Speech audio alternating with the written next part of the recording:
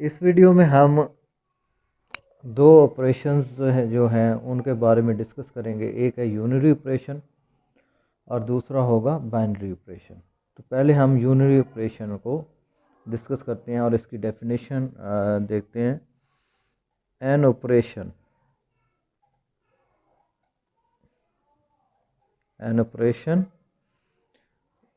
which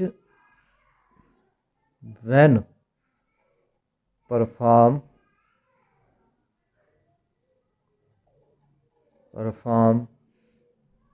on a single number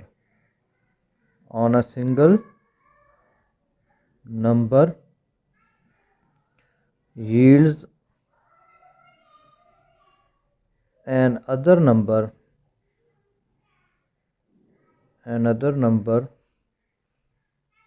of the same system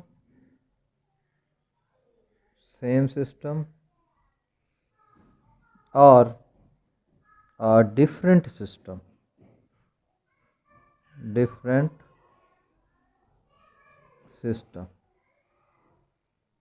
ये इसकी definition है। तो यूनरी का मतलब भी यूनी से आया है, इसका मतलब वन, यानी ऐसा ऑपरेशन जो हम एक नंबर पर लगाएंगे और वो हमें सेम सिस्टम या डिफरेंट सिस्टम का नंबर देता है। फॉर एग्ज़ाम्पल कौन कौन से यूनरी ऑपरेशन हैं, जैसे कि ये है नेगेशन ऑफ अ नंबर, ये एक यूनरी ऑपरेशन है। अच्छा, उसके बाद है एक्सट्रैक्शन ऑफ स्क्वायर रूट, किसी नंबर की आप जज़र लेते हैं, ये भी एक यूनरी ऑपरेशन है। अच्छा, या क्यूब रूट अगर लेते हैं आप किसी नंबर का, ये भी एक जो है ये भी एक यूनरी ऑपरेशन है। उसके बाद ये है कि आप किसी नंबर का जो है स्क्वायर ले लेते हैं, उसकी पावर 2 लेते हैं, या फिर आप raising it to higher power, या पावर 2 से ज़्यादा पावर आप किसी नंबर की लेते हैं, ये भी एक यूनिट ऑपरेशन है। जैसे फ़र्ज़ कर लेते हैं कि एक नंबर ले लेते हैं हम, यानी कि मैंने 2 नंबर लिया है सेट ऑफ नेचुरल नंबर से। अब ये जो 2 है इसकी मैं पावर ले लेता हूँ 3, तो ये पावर जब 3 लूँगा तो ये हमारे पास बन जाएगा 8। तो ये दोबारा जो है सेट ऑफ नेचुरल नंबर में चला जाएगा।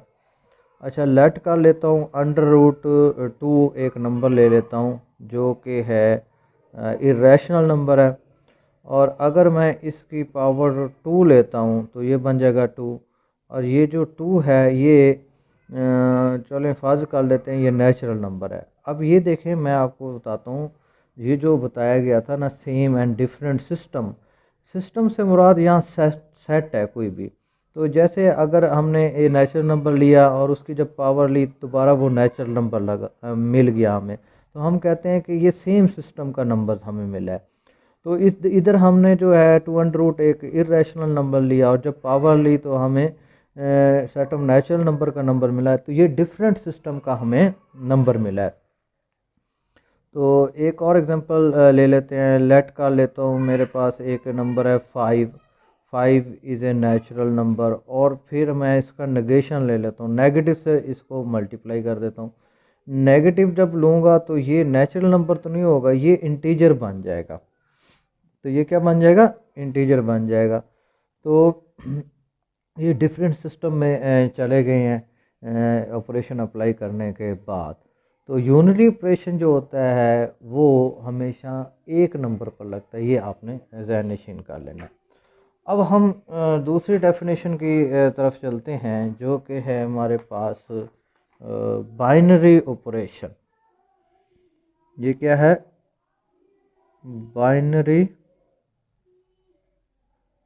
ऑपरेशन। बाइनरी ऑपरेशन 22 से निकला है, यानी यहाँ इसके नाम से ज़ाहिर हो रहा है कि ऐसा ऑपरेशन जो दो नंबर्स पे लगता है, लेकिन इसकी जो मैथमेटिकल डेफिनेशन है उसको पहले देख लें। A binary operation denoted as, इस तरह इसको रिप्रेजेंट करते हैं, या फिर हम इसको इस तरह भी लेते हैं। इसको लिखना ज़रा आसान है तो ज़्यादातर ये लिखा जाता है, और इसको रीड करते हैं, read as star on a non empty set, non empty set, non empty set G से मुराद कोई भी सेट हो सकता है, set of natural number, set of prime number, rational number, real number, कोई भी हो सकता है, इज़ अ फंक्शन। तो असल में बाइनरी ऑपरेशन क्या है, एक फंक्शन है। अब फंक्शन का काम क्या होता है, ये आपने पढ़ा है, which associate each ordered pair A B of elements of G, यानी उस सेट के कोई दो एलिमेंट का ऑर्डर पेयर लेंगे और उसको एसोसिएट करेगा एक यूनिक एलिमेंट के साथ, यानी कि एक एलिमेंट के साथ, और वो जो एक एलिमेंट होगा उसको हम denoted by A asterisk B of G, A asterisk B से उसको रिप्रेजेंट करते हैं। एक और डेफिनेशन है वो भी देख लें। अब बाइनरी ऑपरेशन, ये जो बाइनरी ऑपरेशन है on a set G is a function, ये एक फंक्शन है। बाइनरी ऑपरेशन क्या है, एक फंक्शन है from the set G cross जी।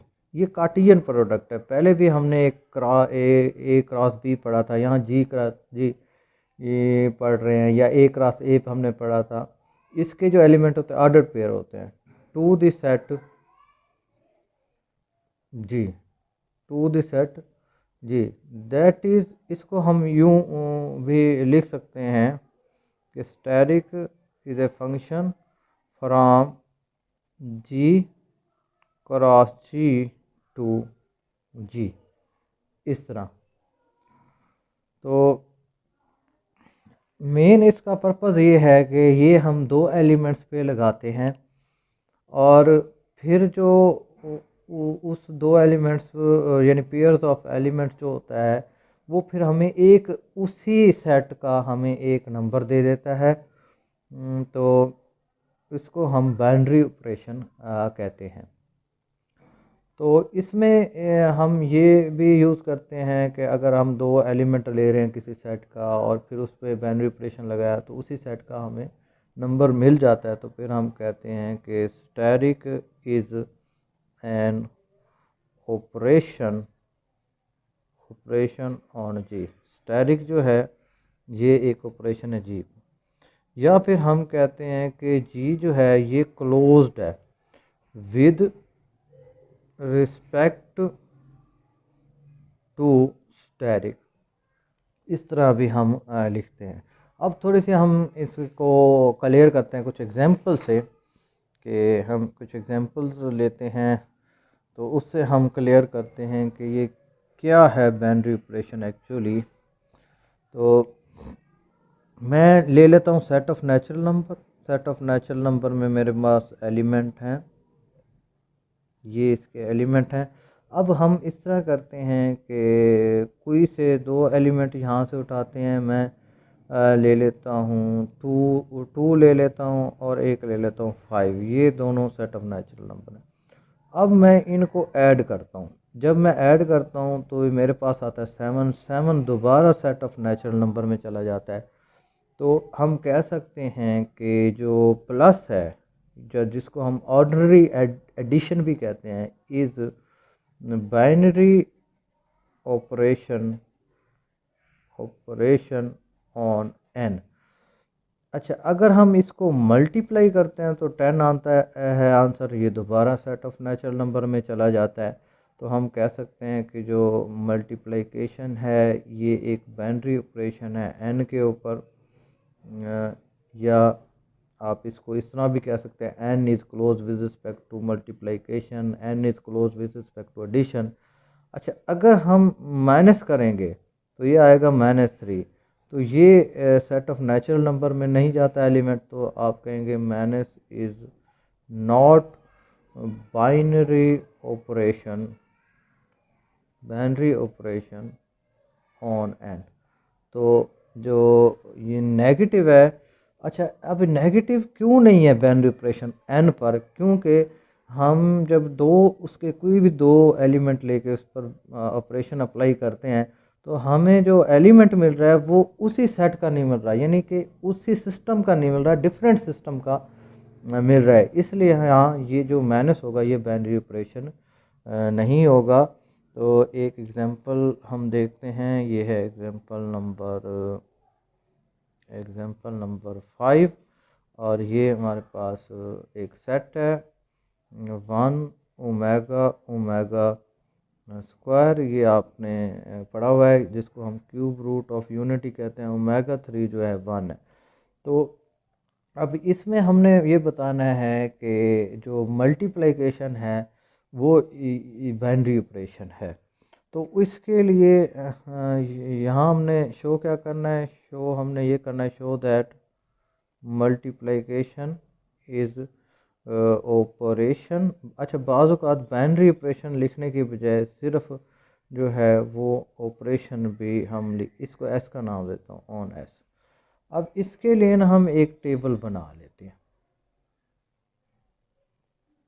अच्छा, यहाँ हम मल्टीप्लिकेशन कर रहे हैं तो मल्टीप्लिकेशन आ गई, 1 आ गया, और ये ओमेगा, और ये ओमेगा का स्क्वायर, इधर भी हम ले लेते हैं 1 ओमेगा, और ये हो गया ओमेगा का स्क्वायर। अच्छा, अब हमने ये जो एलिमेंट्स थे इस सेट के, इसको हॉरिजेंटली यहाँ भी लिख दिया, वर्टिकली यहाँ भी लिख दिया। अब हम इसको मल्टीप्लाई करेंगे, 1 को 1 से मल्टीप्लाई किया है, जो आंसर मिलेगा यहाँ लिख देंगे। 1 को ओमेगा से किया, ओमेगा आएगा। 1 को ओमेगा स्क्वायर से मल्टीप्लाई किया, ओमेगा स्क्वायर आ गया। ओमेगा को 1 से किया, ओमेगा आ गया। ओमेगा को ओमेगा से करेंगे, ओमेगा स्क्वायर। ओमेगा को ओमेगा पावर 2 से करेंगे, यानी कि ओमेगा को जब मल्टीप्लाई करेंगे आप ओमेगा स्क्वायर से, ये बनेगा ओमेगा पावर 3, तो इसका आंसर आ जाएगा 1। ये 1 यहाँ लिखना है। अब ओमेगा स्क्वायर को 1 से मल्टीप्लाई किया, ओमेगा स्क्वायर आ गया। ओमेगा स्क्वायर को ओमेगा से करेंगे, ओमेगा क्यूब बनेगा, 1 आ जाएगा। ओमेगा स्क्वायर को आप मल्टीप्लाई कर रहे हैं ओमेगा पावर 2 से, तो ये हो जाएगा ओमेगा पावर 4। इसको मज़ीद आप ले लेंगे omega power 3 omega, omega power 3 1 है, ये ओमेगा हो गया, ओमेगा आंसर आ जाएगा। तो आप देख रहे हैं कि जब हमने ये एलिमेंट्स को आपस में मल्टीप्लाई किया है तो कोई भी एलिमेंट ऐसा नहीं है यहाँ जो कि इस सेट से बाहर जा रहा हो। तो फिर हम कह सकते हैं कि 10 जो मल्टीप्लिकेशन है ये एक बाइनरी ऑपरेशन है ऑन सेट एस। तो ये कॉन्सेप्ट था बाइनरी ऑपरेशन और यूनिरी ऑपरेशन का। मैं उम्मीद करता हूँ आज का लेक्चर आपको समझ आ गया होगा। इसी के साथ इजाज़त चाहता हूँ। अल्लाह हाफ़िज़।